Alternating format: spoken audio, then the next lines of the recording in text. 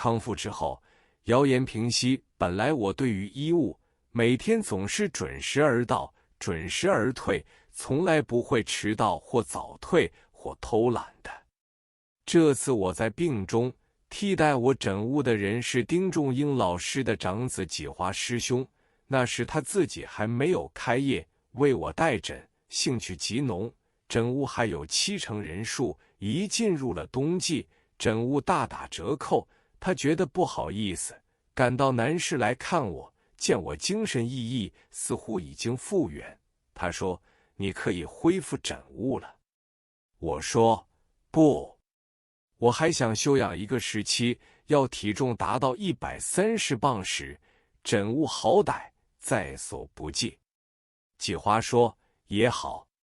我向来不会打牌，但是有一种叫做挖花牌，只靠运气，像开奖一般的技术，我倒很有兴趣。纪华是老搭子，因此我和他另找2个朋友，常常拉开桌子就打挖花牌了。打时照着挖花的习惯，边打边唱，唱的词句是可以自己杜撰的，我唱你和，你唱我和，相当有趣。一天在玩牌中，纪华告诉我，医界中人对你有好感的当然不少，但是也有3、5个人对你妒忌得很。自从你休息了3个月之后，谣言四起，说你患的是不治之症，所以你应该拣一天到租界去露一露面，那么谣言就可以平息了。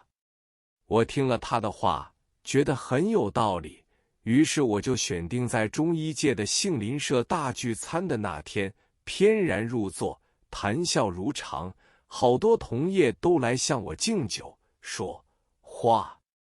你比从前更壮健了。”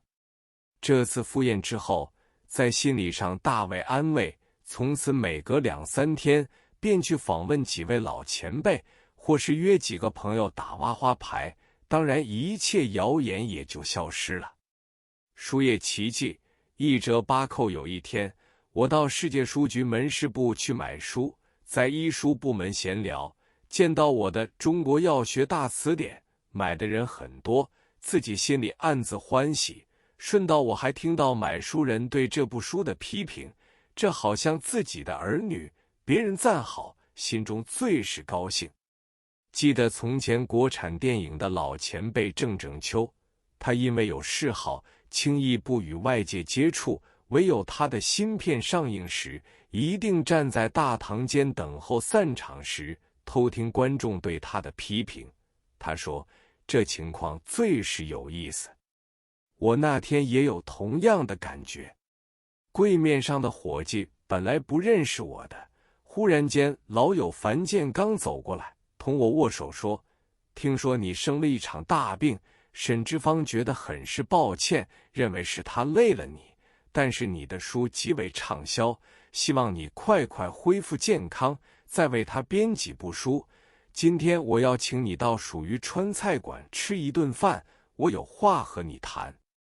我就应允了他。2人一路步行，应该是朝西走的，他却要我朝东，走到4马路中和里太古鱼站房。这是一间旧式的大屋，向来是租给外部来的商人作为客庄办货之用，论月租赁，每月房租只收18、9元，里面共有房间几十间。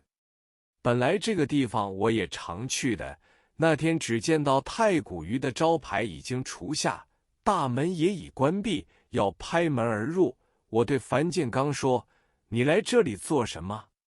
他说：“你进去看看再讲。”我心中很觉奇怪。进门一看，原来所有客房已完全拆掉，里面有白报纸数万令，一领即此间所谓一拈，每拈即纸500张，堆积如山，高不可攀。另外还有一包包的书籍，全是《三国演义》《水浒传》《红楼梦》《奇侠武艺》等。我就问樊建刚，这样大规模的堆栈，堆了这么多的书，不知道何年何月才可以卖得完。他说，这是一门新的生意，本来一部《红楼梦》要卖到2、3块钱。现在大量复印，用1折8扣的口号来推销，就是1块钱的书，1折8扣之后只卖8分钱。所以现在销路大而且速，本部实销很多，外销数量更是庞大。这里堆着的白报纸和印好的书，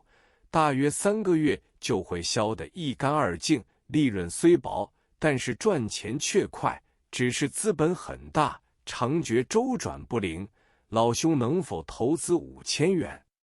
我听了他的话，心中为之一动，可是经过考虑之后，立刻想到李平书翁的话，认为这些书籍销到某一个程度，销数一呆，就会一蹶不振，所以我就很婉转地拒绝了他的要求。我看过了太古鱼的情况之后，我们就同到属于吃饭，点了回锅肉、干炒牛肉丝、干烧鲫鱼，一个铜锅汤。我们稍微饮了一些酒，结账时竟然要3块1角半，我就觉得这时物价又已高涨了许多。我不参加1折8扣书籍的组织，料不到后来业务果然日益发达，出的书都是翻印旧小说，如《镜花缘》《安邦定国志》《东周列国志》等70、80种，成为出版界一大奇迹。本来一切书籍都照定价出售，只在减价的时节才有9折，预约书才有7折至8折，这几乎是多年的旧例。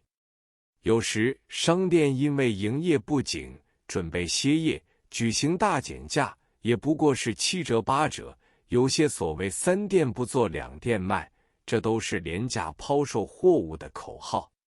所以1折8扣4个字实在具有很大的诱惑力的。